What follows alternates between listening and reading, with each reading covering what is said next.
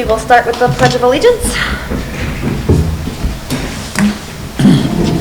Pledge allegiance to the flag of the United States of America and to the republic for which it stands, one nation, under God, indivisible, with liberty and justice for all.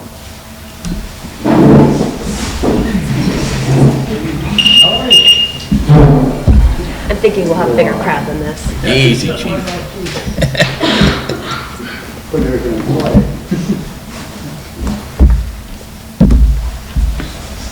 Okay, so our first interview is at 6.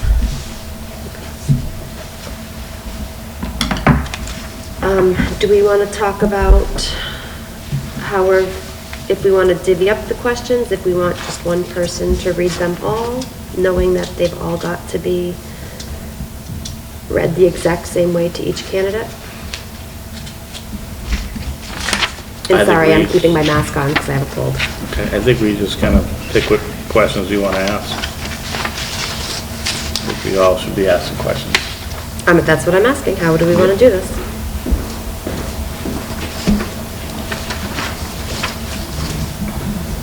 All right, is there anything specific you'd like to ask? How many are there? I think he said 15. 15 total. 15 total? Yeah, So are we each taking 5? can do that.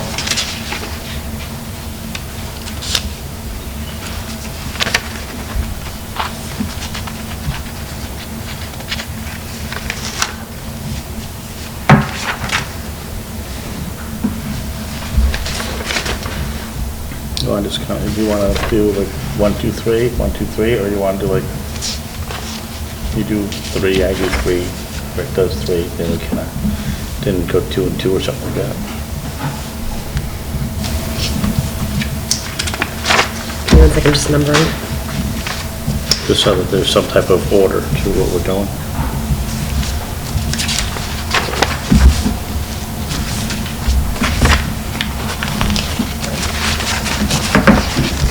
Is there anything specific that you want to ask that you feel strongly about? No. Okay. Rick, is there any question that you specifically feel strong about? Nope, you give them up the way you want.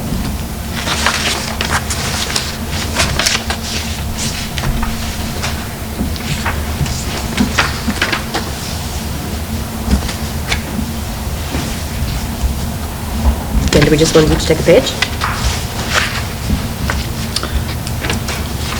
Do that.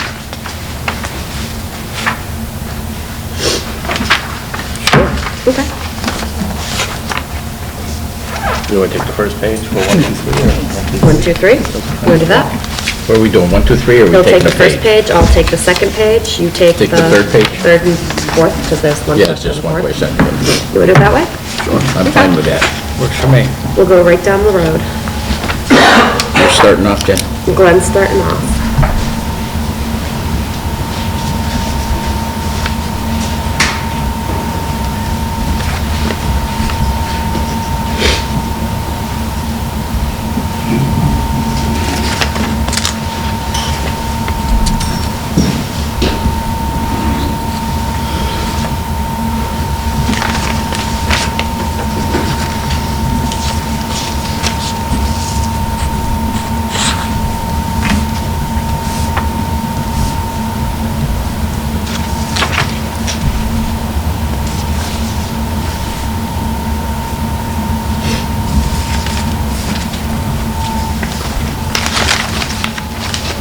And we'll keep that for the second interview as well?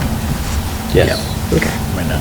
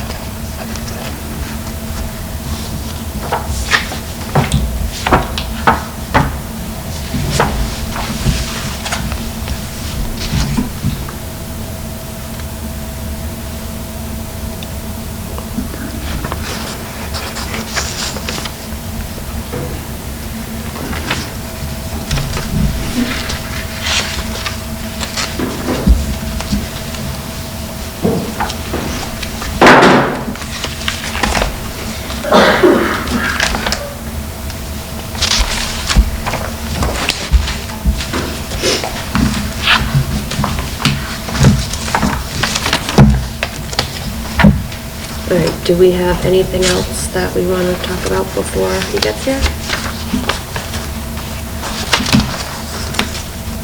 I don't. You don't have any questions or anything? Anything about you, Rick? I didn't hear you, what? Do you have anything that you want to ask or get situated before our 6 o'clock gets here? No. All right, in which case, I will recess the meeting until 5:55. So I'm a minute past our recess time. I'm going to call the meeting back to order. Before we get started, I would like to go over a couple of housekeeping ground rules. If we could all make sure our cell phones are on silent, that would be great. I just double checked mine because I'm famous for that. If we can keep visitor comments, audience comments to 0, that would be even better.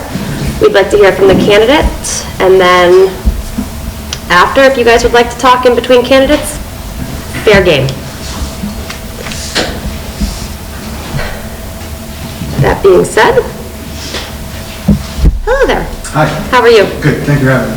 Thank you for coming. How long of a trip is it? About 45 minutes. That's not too Actually, this is the earliest I've had to come up here, and it was also the fastest. I thought it would be the opposite. Yeah, you didn't hit any traffic. No, not bad at all. Nice. So we have 15 questions that we're going to ask. We're just going to go right down the line,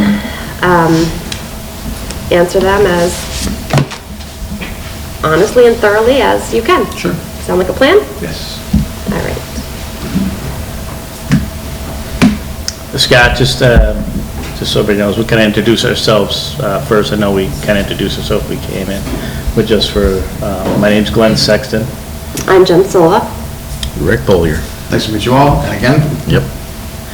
So as Jen talked a little bit about, we're just going to have some questions for you to answer. We're kind of going to have myself ask 5, Jen ask 5, and followed up by Rick asking the final 5. Sure. This is probably different than some of the interviews you've been on, where you actually have an audience in the background listening to you. saw some people walking in. I think it's great that everybody's Yeah, involved. so a little different than, like I said, so maybe some of the interviews that you've been on in the past, but I could just, please relax. We're going to ask you certain questions, and please, if you feel there's a certain point you'd like to elaborate on the question or provide us with additional information, please feel to do so, okay? All right, with that said, we'll get right into it. Can you tell us about yourself and why you want to be the fire chief of Granby? Sure. So I live in Connecticut. I've lived in the same town my whole life, 45 years. I got involved in the fire service at 14, so 31 years ago. I started as a junior firefighter, which I understand we don't have up here in Granby. Became a firefighter, lieutenant, captain, currently hold the rank of deputy chief. I also work part-time in a rural community in Connecticut as a firefighter EMT, and it sounds kind of cliche, but it's a passion. It's all I know. Well, I shouldn't say it's all I know, but it's what I do. It's where my heart is, and I feel like my training and my education and my experience has brought me to the next level, where I think I'm ready to lead a department. Granby seems very progressive. Granby is not a Springfield or a Hartford, which isn't what I'm looking for. I like the small town. I like the rural feel of a department as opposed to a much bigger department. And I think that from what I know about Granby so far, this would be a good fit for me. And in your resume, so South Windsor, correct? Yeah, that's where you're from? Is that where you're out of? Yes. You work for that department? Yeah. Well, that's my volunteer department. Okay, so how would that compare to Granby, for what you know about Granby? We have a significantly higher budget. We don't run EMS. New to me is the call firefighter. We are 100% volunteer, so kind of on the same page, but a little bit of a different playing field. Probably about the same size in membership, about the same size in turnout for calls, and the same activity level. So I think for the most part, we're pretty similar. Okay. How familiar are you with Granby's fire department? And it's a two-part question. What changes would you seek to make as chief? It's really hard to say what changes I would make right away. The first thing I'd want to do is talk to everybody. I'd want to talk to you guys. I'd want to talk to Mr. Martin, and most importantly, the people sitting behind me who are the ones that are out there doing it every day. One of my biggest things, and it's a troublesome issue for departments across the country that aren't career, is bringing in members. One of my passions is recruitment and retention, and I'd really like to see the numbers bolstered quite a bit. So there's not any lapse in coverage, any minimal turnouts, when we really get the folks that we need when an emergency arises. It seems like you have a very good fleet of apparatus. I don't know if you have one, but there should be a very detailed, this is what we're going to replace this year, this is what we're going to replace in 3 years. And the other thing that I never saw here, and it came up in our other interviews, was an Explorer program, a junior firefighter program. I understand there was one years ago, and from my experience, that is the biggest recruitment tool that there is. You start with these kids at 14, 15, 16 years old, and you get them hooked, and then when they turn 18, this is what they want to do, and this is where they'll be.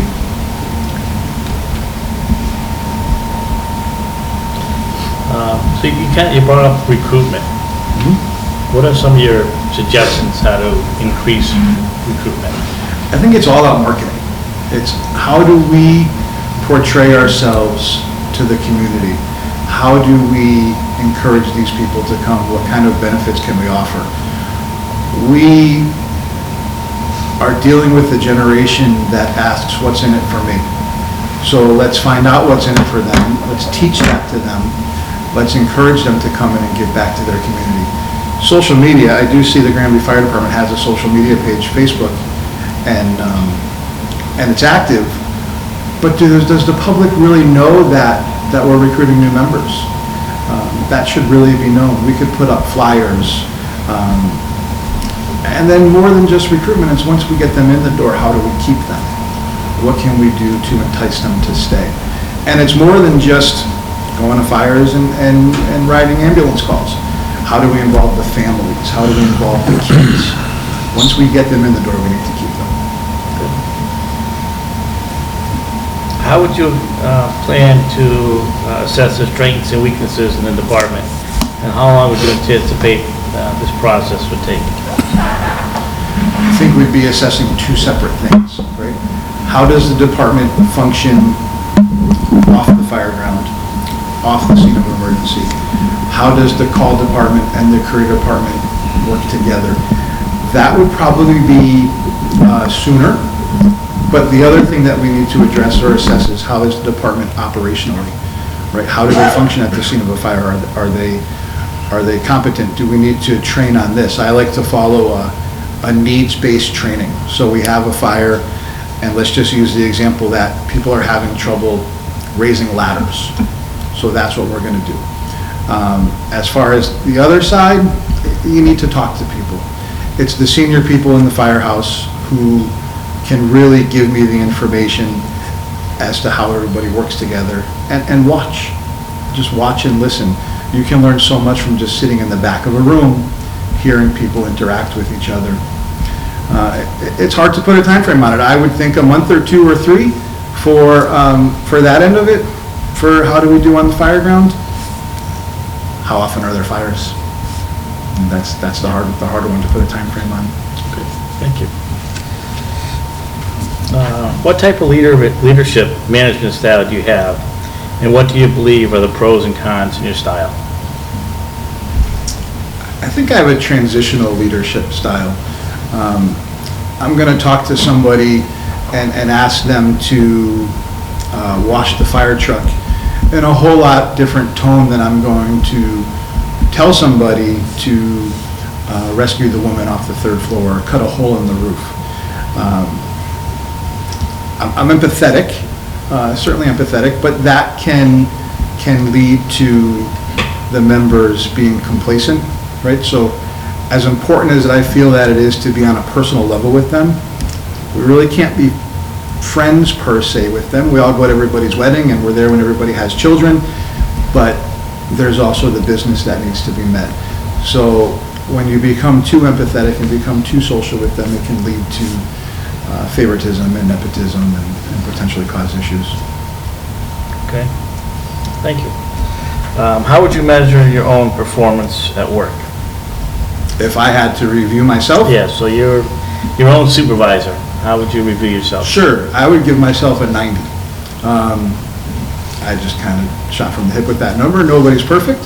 We all have things that we need to improve upon. If we were to split it up operationally, I'd give myself a 98. I feel that I maintain a very strong command presence on the fire ground.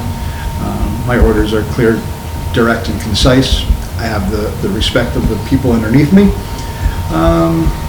And off the fire ground, I think we all have things that we can improve upon. Deadlines help a whole lot.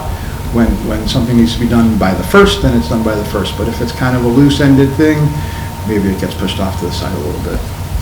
Okay. Well, thank you. Thank you. My questions. Moving on. My turn.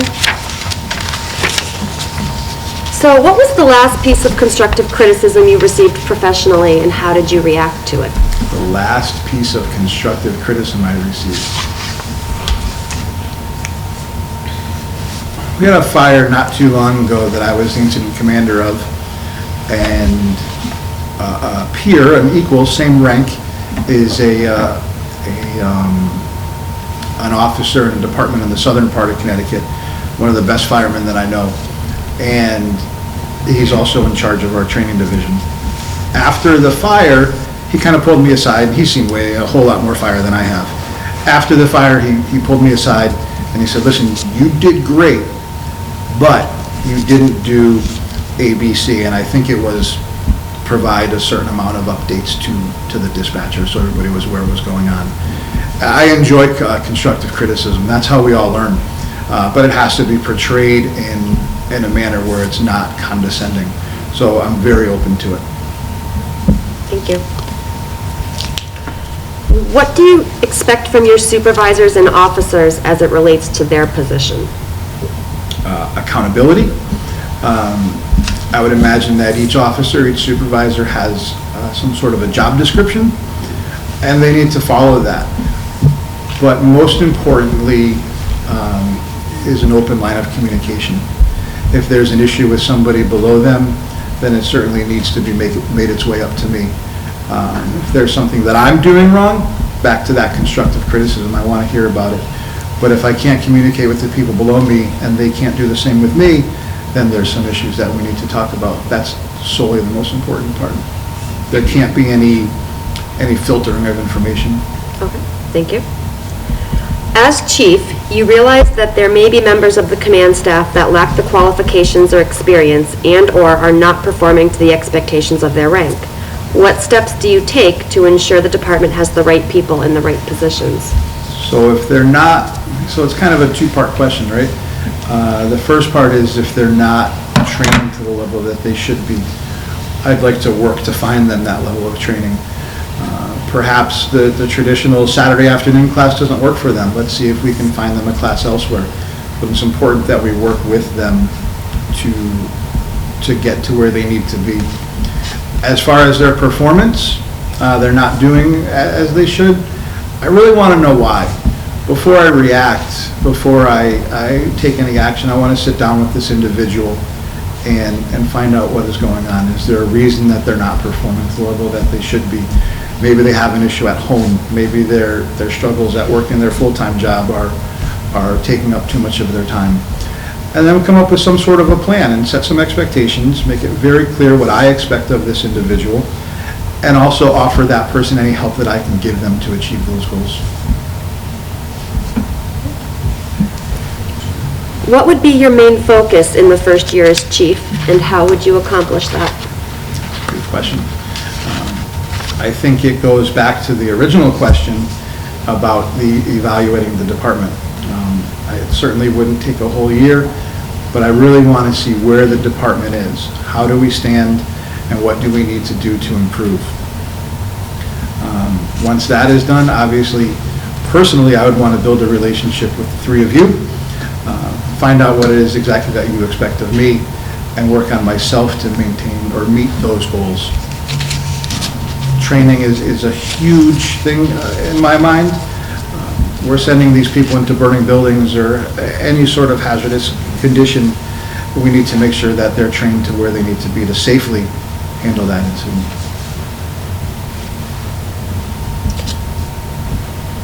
And my last question, having the opportunity to study and research the department a bit, what are the 3 most important things you would like to accomplish if you take over as chief?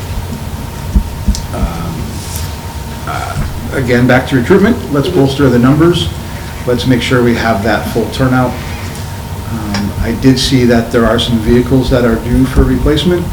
We need to come up with a plan to make that happen. It didn't seem as if it was the frontline pieces, the ambulances and the fire trucks, but some of the smaller vehicles, we should have a plan to repurpose and replace those vehicles. And third, can you repeat the whole question again? Sure. I kind of got off on a little tangent. No, it's okay.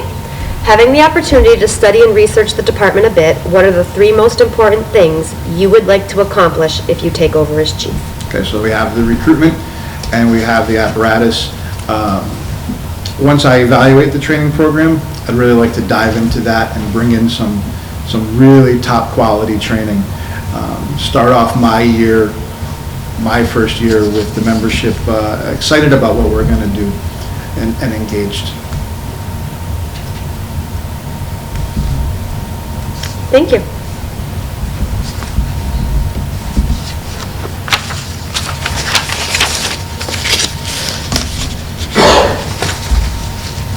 Welcome back, Scott. Thank you. Good to see you. We'll bring you into the finish here. How would you incorporate and support the call force in the day-to-day operations? Without knowing fully how they operate during the day, I don't know if the call force is strictly at nighttime or if they come around during the day, but I think it's important that everybody work together, right? If they don't come around during the day, I feel that they're more than welcome to. The more people, the better. Even if we're just at the firehouse waiting for a call, if we have 3 extra people there, that can make all the difference in the world once the alarm goes off. Make sure they know that they're welcome. Let's train together. Let's get to know each other. Again, I don't really know the relationship between the 2, but I feel like it should be solid. These guys are going to be working together in some of the worst conditions. So let's make sure everybody can work together in the easy conditions. Thank you. What might differentiate Granby from other towns of similar size? And how, if at all, does this impact the management and execution of public safety? I think that this seems to be a very small community, a very close-knit community. So I think that it actually helps public safety. And it could be in the matter of law enforcement or fire and EMS. If you look at how it would help public safety on the law enforcement side, in a community like this, everybody knows everybody and everybody knows anything. And I think that would prove beneficial to the law enforcement side. On the fire service side, everybody's going to come together as a group, and if they're not already, then we should be talking to our neighbors. We should be talking to the guy at the corner store and marketing the fire department to them. It's the citizens' fire department, but do they know what our capabilities are? Do they know what our responsibilities are? Do they know what we do? Having the support of the town can truly, truly improve the department and its operations and its functionality, and potentially, back to recruitment, bolster those numbers again.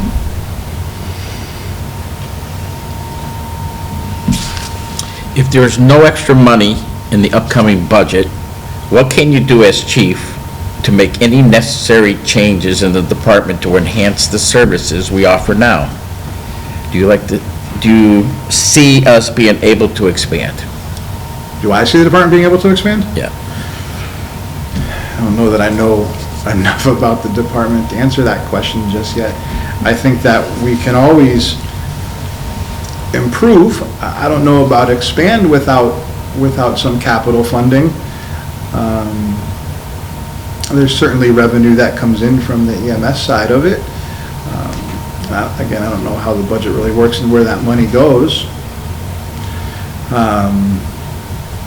And you don't really want to make cuts. There's certain things that we can kind of cut out of the budget and kind of rob Peter to pay Paul, but there's a lot of things that we don't want to touch. I'd have to really see it like a line item budget to really dive into that question.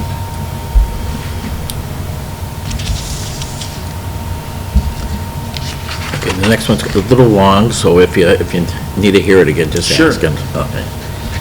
As fire chief, an all-hazard approach to risk analysis is integral integral part of your department's operation plan for managing and even mitigating incidents. Hazards or risk assessment is not limited to fire, but could also involve medical and other major emergencies. Examples, flood, active shooter. Using the department's operational data and any research you have done on the community, please explain what you believe to be the top 3 risks to the town of Granby. Please apply the following 3-part structure to assess your top 3 community risk. 1, I'm sorry, go ahead. probability of incidents occurring. 2, consequence magnitude of an incident in the community. And 3, impact of an incident on the department's response system.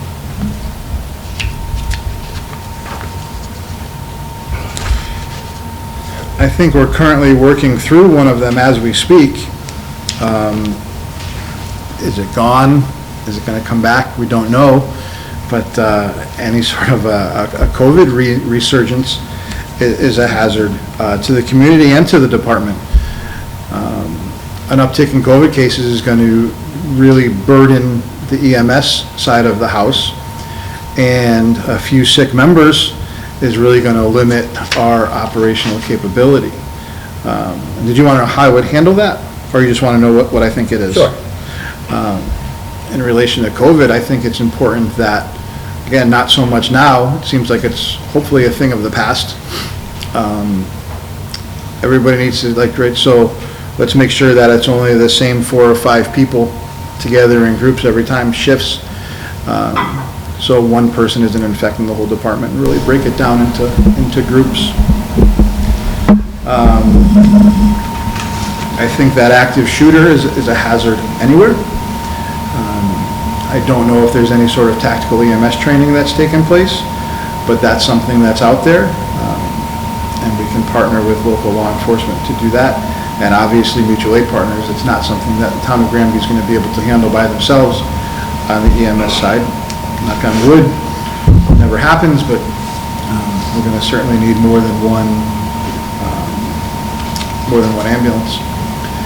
And I think the last thing is, if I remember correctly, there is a dam in town, or if not, right around the corner, 2 dams in town, okay? I don't know the infrastructure behind it. I don't know when it was built. I don't know too much about it, but there's certainly a risk of significant flooding should there be any issue with any of the dams, coupled with significant rainfall like we've had over the past few years.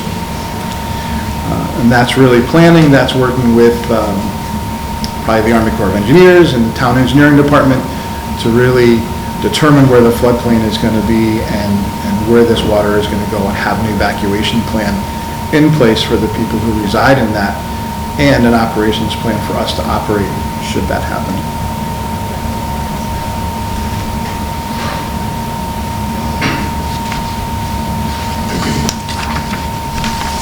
The last question.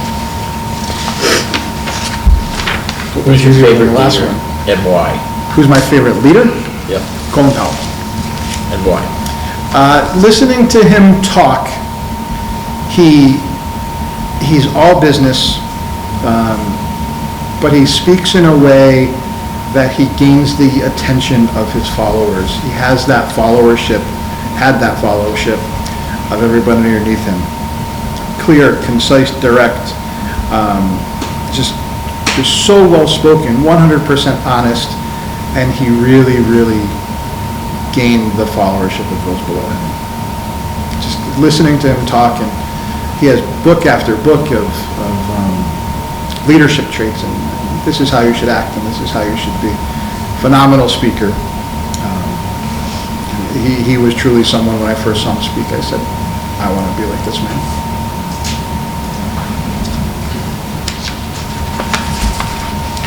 John, I just have a couple of follow-up questions. Okay. Scott, in your resume, it says you are Deputy Chief of Planning and Logistics. Yes. What does that mean? Everything else that nobody wants to do. Okay. A lot of our larger buildings have pre-fire plans.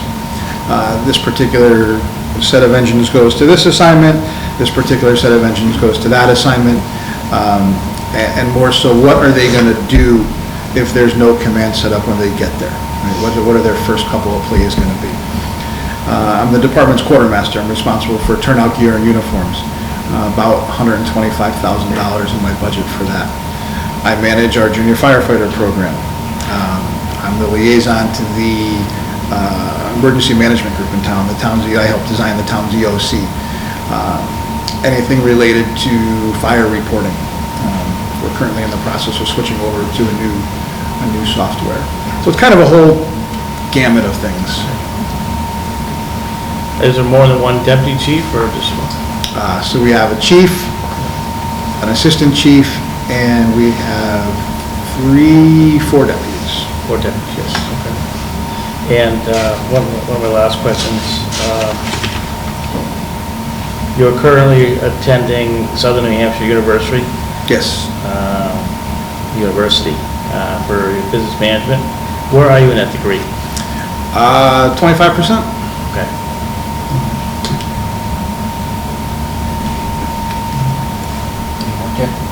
Can I kind of elaborate on that? Yes, absolutely. No, I mean, there's nothing to elaborate on. I'm about 25%. But I don't think that 25% or 95% or 2% will make up for my background and my experience and my training and what I bring to the table. No, I was just curious where you were in the Understood. degree, that's all. Yep.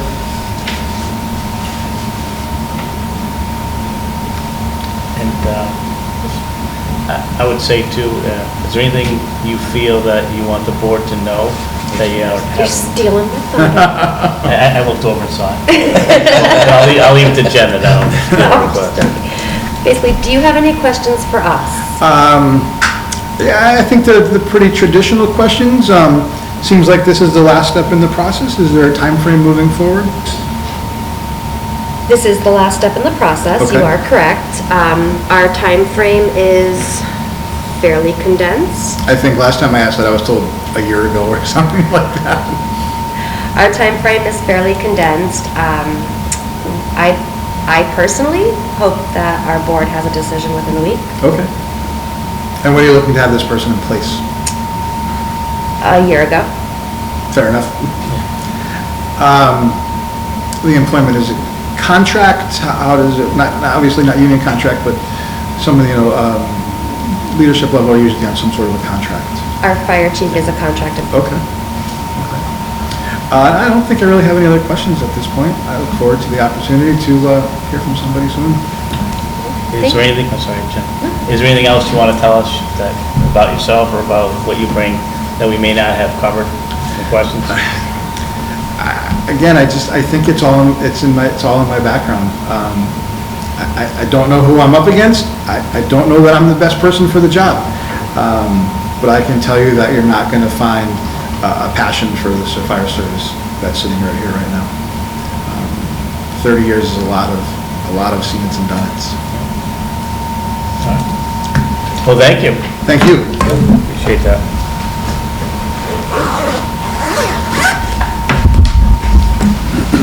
I look forward to hearing from somebody. Thank you very much, Ben. We will be in touch. Thank you. Take care. Good to see you again. Good to see you. Thank you. Take care. Nice to meet you.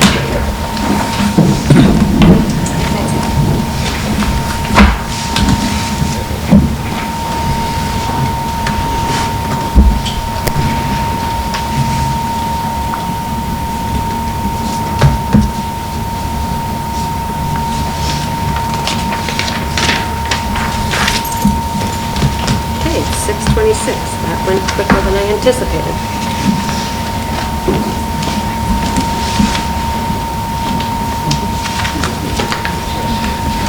Is there anything you want to discuss, or just want to recess?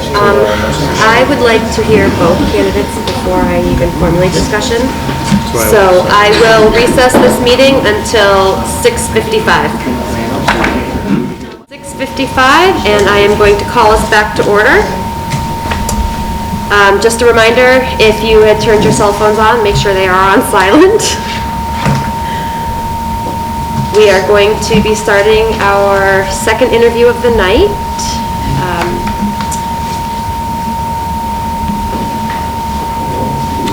So I will take a moment to introduce myself. I'm Jen Silva. I am the chair of the select board. Glenn Sexton. And Rick Bollier, nice to meet you. And would you like to introduce yourself? Mike O'Neill from South Hadley, Mass. So we have about 15 questions for you. We're just gonna each take a page of questions, so it'll be 5 from each of us. Answer them as honestly and thoroughly as you can. Yes, ma'am. All right, well, Mike, welcome. I'm going to start it off. And, again, we're going to have about 15 questions, as Jen said. We kind of split them up into 5 questions for each of us. So, again, as we're going through, please take your time, answer the questions. If you have anything you want to elaborate on, please do so. Okay. Okay.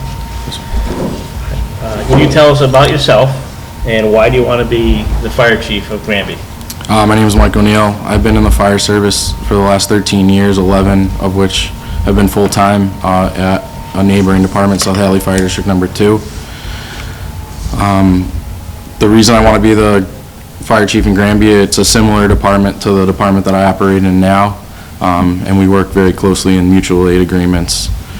So I feel that it's a perfect fit for me, the small town community feel, where everyone knows everyone, and even though I'm technically an outsider, I think I can make that transition to be the person that someone knows on a regular basis at the local coffee shops and at the gas stations.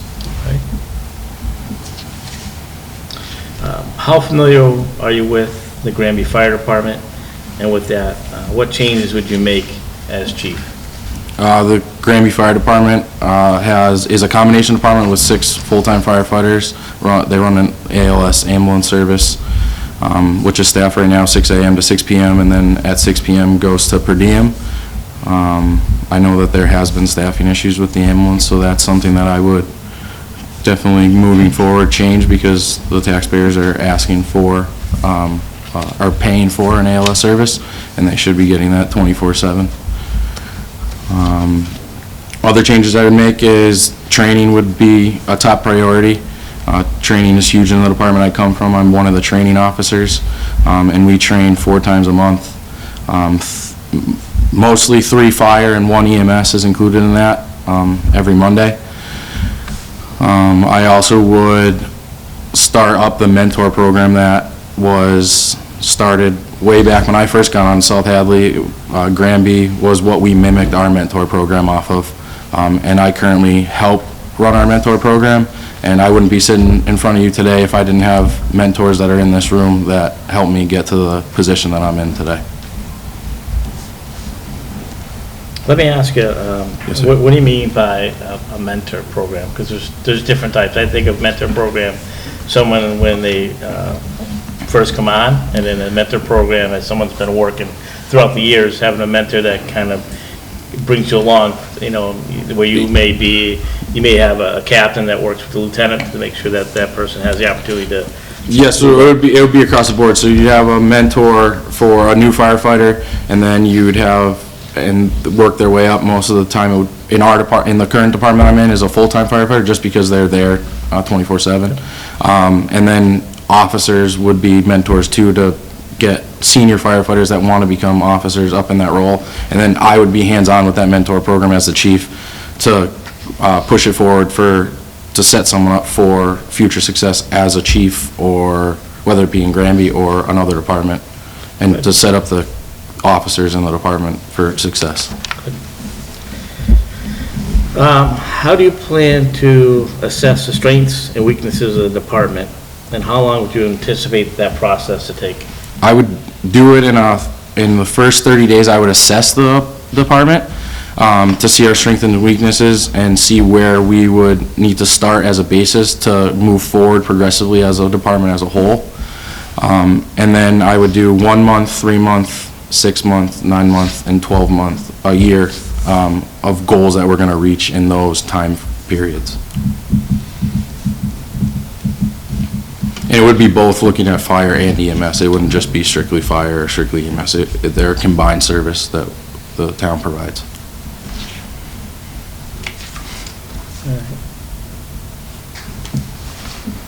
What type of leadership management style do you have, and what do you believe are some of the pros and cons in your style? I'm a boots on the ground, transparent, open door policy. The last 2 chiefs that I've had open door policies.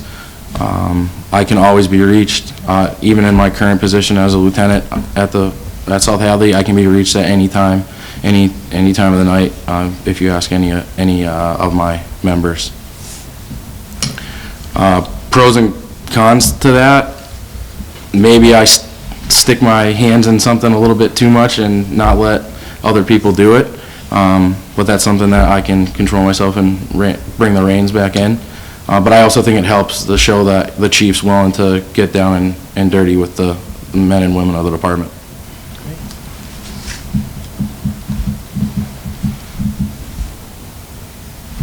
How do you measure yourself on your performance at work? So if you were your supervisor and you had to grade yourself, how would you consider yourself to be? Very proficient. I take orders well and get the job done that needs to be. I'm not a perfectionist. I'm human, just like everyone else. So there's always something at an EMS call or a fire call that I could have done better or could have done more, but as long as the task gets completed and the mission is accomplished, we've done the job, or I've done my job. All right. That's it for me. Jen? All right, my turn. What was the last piece of constructive criticism you received professionally, and how did you react to it? My last professional constructive criticism was my promotional exam 3.5 years ago. All the officers of the department brought each candidate in and told us what we did what we needed to improve on, and what we ultimately failed on. I took that and ran with it, I believe, because I'm sitting in front of you today. And I'm always working on, you're always learning something new in the fire service. When the day you stop learning something new is the day that you need to retire. And that's something that I've always been told and I think holds true. Thank you. What do you expect from your supervisors and officers as it relates to their position? I expect that they're going to follow the SOP or SOGs that are set forth in their roles and responsibilities. And as some might have specialty roles as an EMS coordinator or a fire prevention officer or a training captain or a safety or training officer or safety officer. Those roles would be spelled out, and I expect them to be able to do those roles without hesitation and without any complaint. And if they can't, we need to have a talk to make sure that why they can't do them, and if we can adjust them, or if they have to be removed from that position. Okay. Not be removed as a negative thing, just the job performance aspect of it. There's other things that people can do in the fire service. Okay, thank you. As chief, you realize that there may be members of the command staff that lack the qualifications or experience and/or are not performing to the expectations of their rank. What steps do you take to ensure the department has the right people in the right position? We first pull each individual member in and go through their qualifications, and then that would set a basis for what kind of training we need going forward. We would set that training up and hopefully to see improvement with those officers that are lacking the training. Unfortunately, experience is something that has to be learned through the years. it's not something that you get put in an officer's role and all of a sudden you have 30 years experience. It's something that's learned throughout the years on the job. But there are aspects of this job that we can do online training. COVID was a bad thing, but it was a good thing for the fire service because they brought out a ton of online training modules. A ton of companies that were small became big because they now have online training at the fire officer level or firefighter level. And it can go all through the ranks. It can be the junior firefighter to the chief that can have these trainings. What would be your main focus in the first year as chief? How would you accomplish that? The first year as chief, as a new chief coming in, I would like audit on the department to make sure that all the monies are accounted for and that there's no unpaid bills or there's no uncollected receipts from the ambulance or uncollected receipts from the Fire Prevention Bureau. That way we have a clean slate moving forward to go get back in the positive light. Again, I would go back to that 30-day assessment period and set goals after that 30 days for the month, the 3 months, the 9 months, or 6 months, 9 months, a year, and how we're going to reach those goals as a department as a whole, both call and full-time. And again, including the EMS. The EMS is included in all this assessment. Having the opportunity to study and research the department a bit, what are the 3 most important things you would like to accomplish if you take over as chief? The first thing is bringing the mentor program back and getting back in the community. That was a big part of Granby Fire when I first got on in South Hadley, and it has kind of slipped to the wayside, and there's still current members on the department that were a big part of that mentoring and community outreach that are still there, but I think because of what has happened in the last 3 to 4 years, they've kind of stepped back, but that can come back full circle. The other thing is getting the water holes that used to be certified in town back to being certified and maintained on a yearly basis. That not only helps us as the fire department when responding, but it also helps the taxpayers when it comes to their homeowners insurance. Having certified water holes saves money. How much money, I don't know. I didn't research that far, but that is something. And the third thing would be getting the rich tradition back in the fire service of Granby. That family bond. Making Granby Fire the place that we want to call, our second home, because it really is our second home. It takes a different breed to either be married to a firefighter or be a firefighter, getting up all hours of the night and leaving family events to respond to help others in your community. Thank you. That's it for my side. My turn. Your turn. How would you incorporate and support the call force in the day-to-day operations?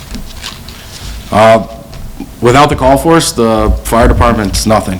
Without them coming and responding to calls, the fire trucks don't get out the door, and going out the door with 2 firefighters on a truck, you can only do so much. So we need to have them incorporated in the day-to-day operations. Is it harder? Yes, because they have full-time jobs and they do other things, but there's ways to include them, giving them tasks. Obviously, full-timers will have their tasks because they're there the majority of the time, but not dividing a line in the sand. I understand that the full-time firefighters are union, but they're all doing the same job. We're all doing the same job.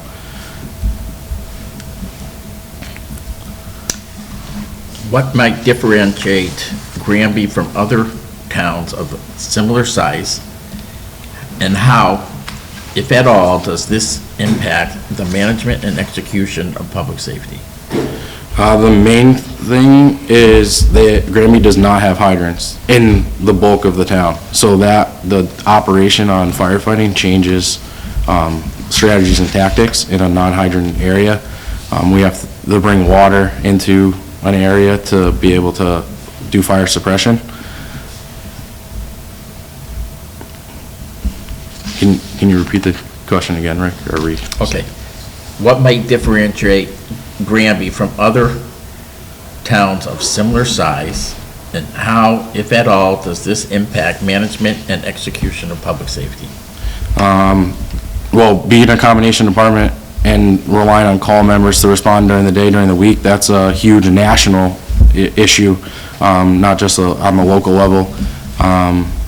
That would affect response time, so relying heavily on mutual aid is something that probably has to happen during the day if we can't fulfill the engine assignments. I don't think it hinders on public safety too much. It's, like I said, you can do a lot with 2 people. It just changes how the strategy and tactics and what you can do in that time frame. Well, mutual aid would definitely be a huge help. If there is no extra money in the upcoming budget, what can you do as chief to make the necessary changes in the department to enhance the services we offer now? And do you see us being able to expand? If you're saying there's no money, like No extra money. no extra money, we have to make do with what we have, and we have to push forward, and that's the money that the taxpayers are going to allot us, so we're going to have to make with what's due. But also going for grants. I'm one of the grant writers. That could be another avenue to go down, is applying for grants to supplement that cut budget funding. And then going forward, we obviously want to expand the budget to have a true fire department working budget, both fire and EMS. Obviously, we don't want to inflate the budget, but we don't want to cut it to bare bones where we are cutting it close at the end of the year to operate.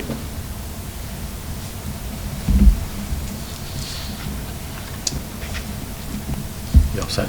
Yes, sir.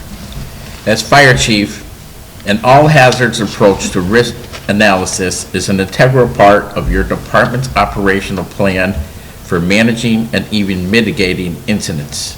Hazard or risk assessment is not limited to fire, but could also involve medical and other major emergencies. Examples, flooding, active shooter. Using the department's operational data and research you have done on the community, please explain what you believe to be the top 3 risks to the town of Granby. Please apply the following 3-part structure to assess your top 3 community risks. Number 1, probability of incident occurring. 2, consequence, magnitude of the incident in the community. And 3, impact of an incident on the department's response system. Would you like me to read it again? I can do that. Yes, sir. Okay. As fire chief, an all hazards approach to risk analysis is an integral part of your department's operational plan for managing and even mitigating incidents. Hazards and risk assessment is not limited to fire, but could also involve medical and other major emergencies, flood, active shooter. Using your department's operational data and research you have done on the community, please explain what you believe to be the top 3 risks for the town of Granby. And please apply the following 3-part structure to assess your the top 3 community risks. Probability of an incident occurring, consequence of an incident in the community, and impact of an incident on your department's response system. Okay. The impact on the department's response system is if you get a 3-car motor vehicle accident, there's only 1 ambulance in the town of Granby. So that's already drawing more resources than you have capable of responding.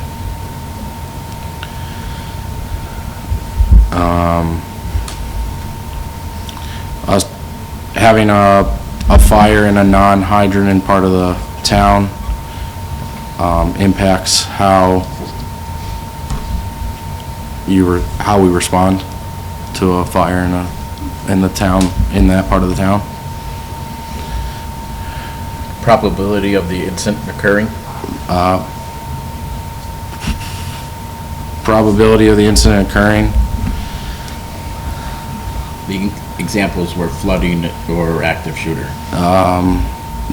The probability of flooding is a lot more than active shooter occurring in the town of Granby with the small streams and crossings that there is.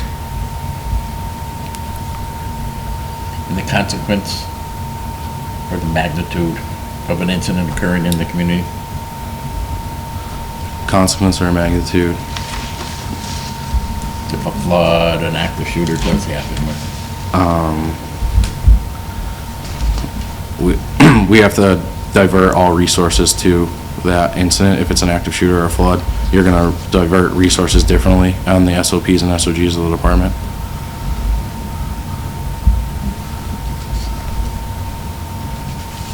Okay. And the last question. Who is your favorite leader and why? Who is my favorite leader and why? Yep. My favorite leader in the fire, in any service, is someone that goes above and beyond without being asked, and does things to help the department or help in whatever way that they can to better the department as a whole.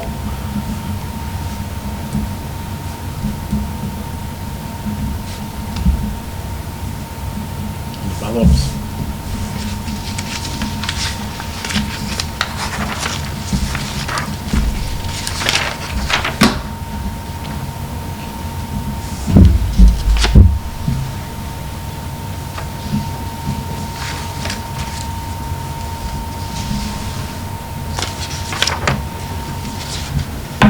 I have a follow-up question. I do too, so. Would you like to go first? I can go last.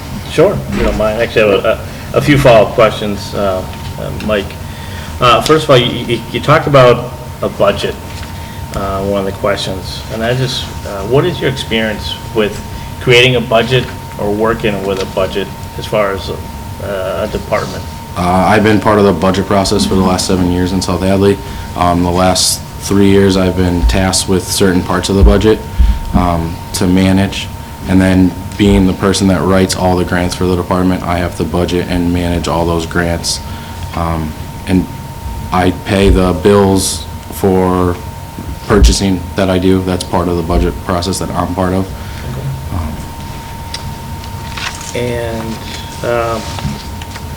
it says in your resume that you're working towards your bachelor's degree in fire administration. Yes, sir. What college are you attending, and whereabouts are you in a degree? Liberty University, it's an online Yep. university. I would say just below halfway done. By the end of summer, I should be halfway done. Perfect. Thank you. Oh, Glenn took my question. Sorry. It was about the budgeting process. So I won't make you repeat that question. So I do have one more question for you, and that's, do you have any questions for us? What is the select board as a whole looking for in the new fire chief? Is there goals? Do you have 5, 10-year goals?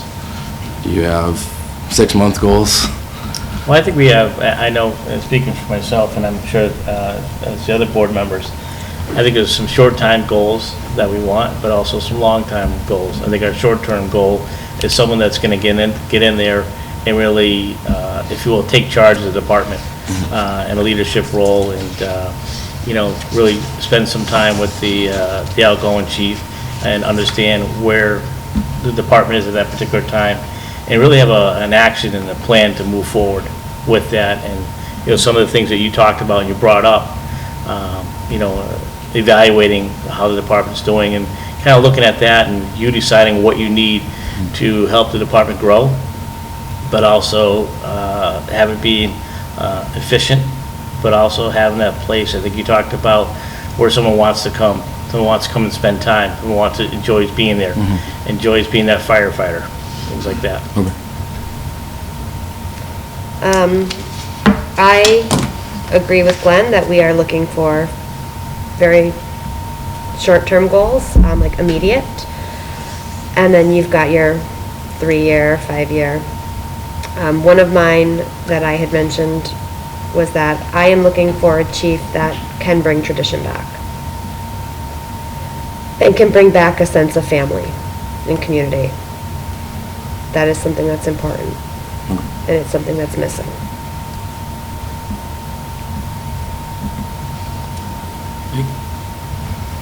It's similar to what they just said, but another question I got you. Could you explain what, for people who don't know what an SOG is or an SOP is? So SOGs are standing operating guidelines, so it gives you a little bit more wiggle room to when you're following the guideline. SOPs that's the policy, black and white, going forward.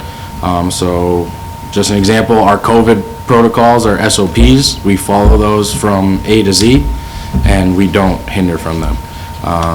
And then SOGs, we follow them A to Z, but there's a little bit of wiggle room if you skip over the middle part of them to get to the end.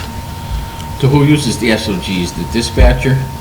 No, it'd Or be you- department policy. Your X1 on the scene or something? Yeah, so it'd be department policies that would come out, and there'd be a handbook, or we have a handbook, that's what I would institute, a handbook, that those are our SOGs, that's what we follow. So it can go from anywhere to how you track a call into the logging system, to how you back a fire apparatus into the bay. And you use those, let's use our the 55 and plus housing for at Finn's Hill or something. How would you use those on the? No, that's more strategies and tactics. So these are two different things. Yeah, strategy and tactics is how we're gonna fight the fire and where the fire is and how we're gonna attack water supply and that kind of stuff. That goes into operations of the fire department, operations of the fire scene. SOGs may aid us in that, but probably just getting the apparatus out the door. So engine 1's gonna go out the door first, tanker 1's gonna go out the door second, engine 2's gonna go out the door third. That's an SOG that would go. Or unless incident command changes that. Then that's what I mean by changes. So if command wants the engine 2 as the second, not the tanker, then that's the wiggle room that you have in the SOGs. Where the SOPs, then not so much. Can it happen? Yes. And does it happen? Yes. But So it starts with the dispatcher. yep, the dispatcher would have a run card. So again, Okay. I know a little bit about Granby. So the dispatcher has a run card. They call out a first alarm assignment for certain calls, natures on 911. EMS calls, they're an ALS service, so they're responding to the chest pain call the same. We're in my district, we're only BLS, so if it's a chest pain call, we activate the ALS intercept to come to us. Where in Granby, that doesn't have to happen. Maybe they ask for a second medic because it's a bad call. That might be the only change in the EMS side of it. I got nothing. I'm all set.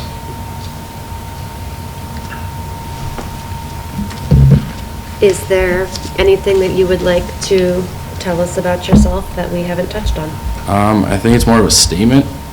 I think it's a huge attribute to a department that needs to progress forward and get out of this dark time, and I use that lightly, not in a negative way.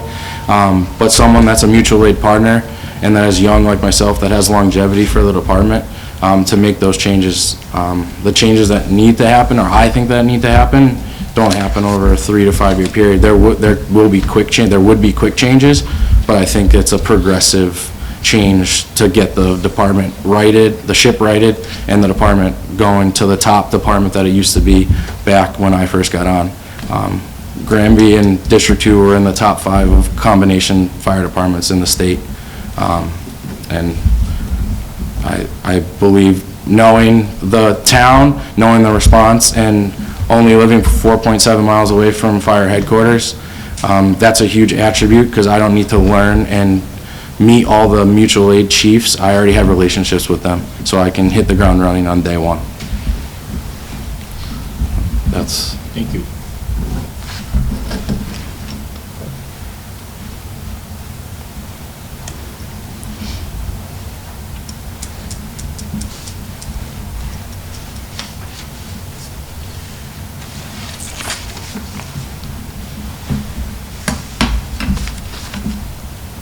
Thank you. Thank you. Set? Appreciate your time. Thank you for your time. Thank you for your time. Appreciate it. Thank you for your time.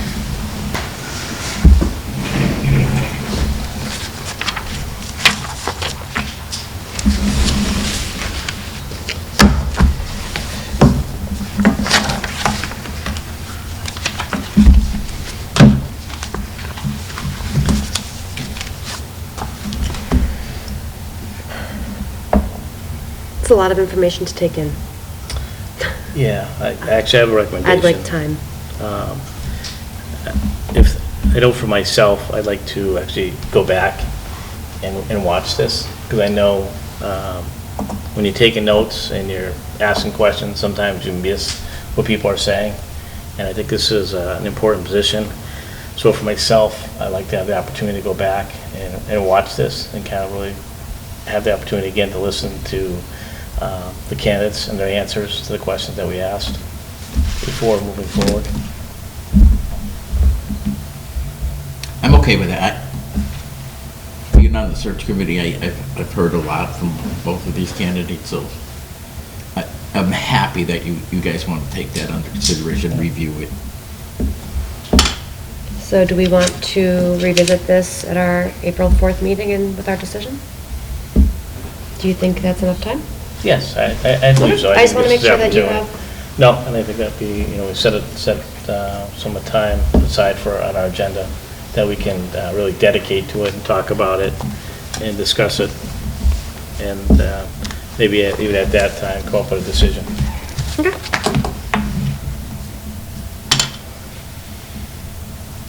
So the April 4th agenda.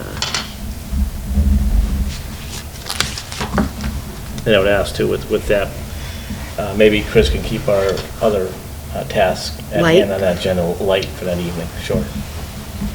I'd appreciate that too. Sam, how soon do you think the video will be available? My goal is to get it online tonight. Okay. So that should give us plenty of time. Yes. Okay, thank you. All right, Yeah, before you adjourn, Yeah. can I say something? you can say lots. To the members of the search committee that are here and are watching, are gonna watch it later, I want to thank you guys. You guys, for a non-firefighter, educated me in a short period of time, and I realized how much hard work you guys go through. And I'm hoping my fellow members up here realize what you guys do. It was a long process, and I gotta commend Jess. You know, she is the one who like really said, we gotta get this done, but we gotta do it right. And that's what we wanna do, is try to get it right as best as we can with what we got.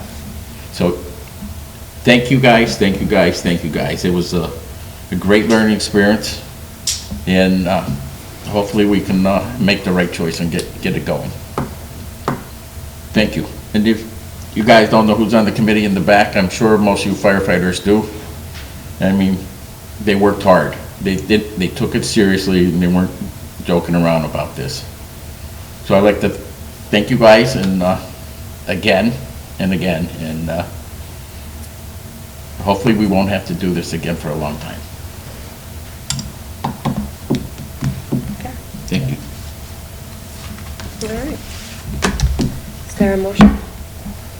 I'll make a motion that we adjourn. Is there a second? I will second that motion to adjourn.